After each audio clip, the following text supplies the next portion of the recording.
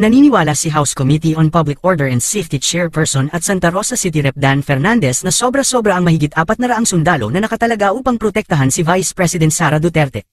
Sa isang press briefing, natanong si Fernandez kaugnay ng naging pahayag ng Armed Forces of the Philippines na mahigit 400 sundalo ang nakatalaga sa security detail ni Duterte. Ito ay bukod pa sa mga pulis na nakatalaga rin sa kanya. Ayon kay Fernandez, dapat ay magpasalamat si Duterte sa gobyerno sa paglalaan ng mahigit 400 sundalo sa kanya. Panoorin ang video na ito. Nasa balita po kasi I have to ask this. Regarding po yung issue on the Vice President sa security detail. Based on your experience and knowledge po from your background po sa police force, Kong, ano po ba yung tamang numero ho ng security detail dapat ng Vice President? Kasi parang may variance po kasi. VP Lenny reportedly had only 75 and in the case of VP Sara naman, even after the 75 police escorts were removed, nasa 400 pa daw po. So, just your take po. You're asking for my assessment, opinion. Boss. Yes po. Being a former member of the uniformed service. Yes, boss. Yes. Securities or security personnel are provided because of their positions. Di po ba? And security personnel are also provided because of the threat assessment conducted by the authorities concerned. In the case of the Vice President, meron siya talagang official detail. Kailangan because of her position as the Vice President.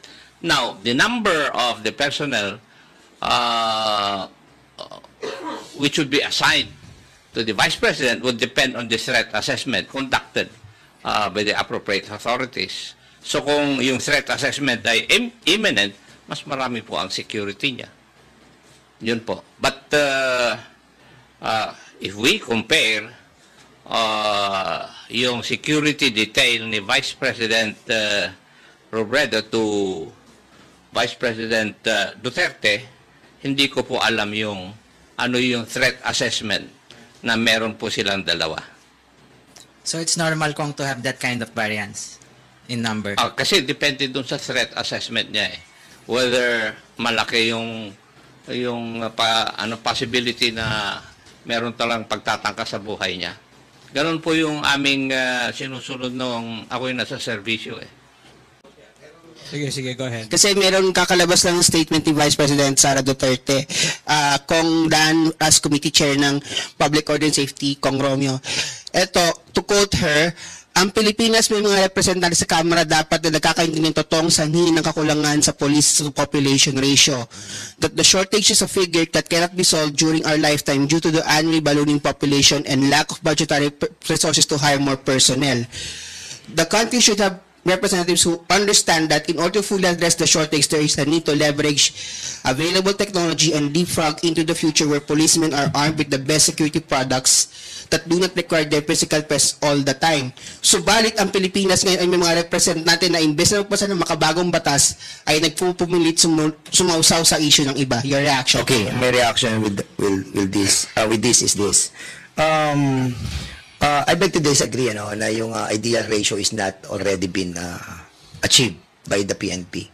We have like 115 million Filipinos, and the ideal ratio is 1:500. 1 policeman to 500 people. And kung i-divide mo yung 115 million sa 228 na mga police sa buong Pilipinas, we already have a ratio of 1:507. And having said that, we have achieved already the ideal ratio.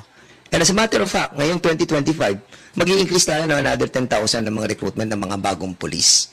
Now, yun naman pagdating sa AFP na sinasabi natin na meron hindi ko alam kung confirm to, na meron siyang 400 na AFP. Kung ating pagbabasihan yung analytical data and mathematical computation ng pagbibigay ng security sa ating BP Sara, kasi meron tayong 150,000 na AFP. Kung titingnan nyo yung records and statistics. And we are archipelagic nation, di ba? At kung tayo archipelagic nation, we compose of, I think, 7,641 islands. At 2,000 doon ang inhabited ng tao. At kung 2,000 ay inhabited ng tao, di ba? At meron tayong 150,000 na mga sundalo. Kung scattered mo yan doon sa 2,000 islands, meron tayong 75 soldiers na naka-assign lamang sa bawat isla. At kung having said that, kung meron si VP Sara na 400 na sundalo naka-assign sa kanya, at meron tayong 75 soldiers sa bawat isla, I think that is excessive and that is somehow irrational.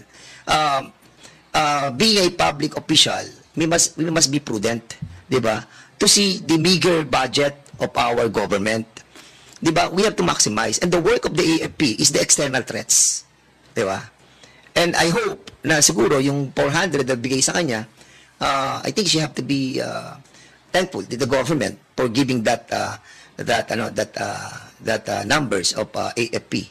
Kasi kung titingnan mo, mas marami pa yung nakatalaga sa kanya kesa ibibigay natin sa bawat isla ng ating bansa. Kung yun ang pagbabasihan natin ng ratio. But of course, ang ratio ng mga sundalo is not that way. Hindi ganoon eh. Kasi naka-standby sila for any threats against our nation. Pero pagdating sa police, I beg to disagree dahil almost nare-reach na po natin yung ideal ratio na 1:500.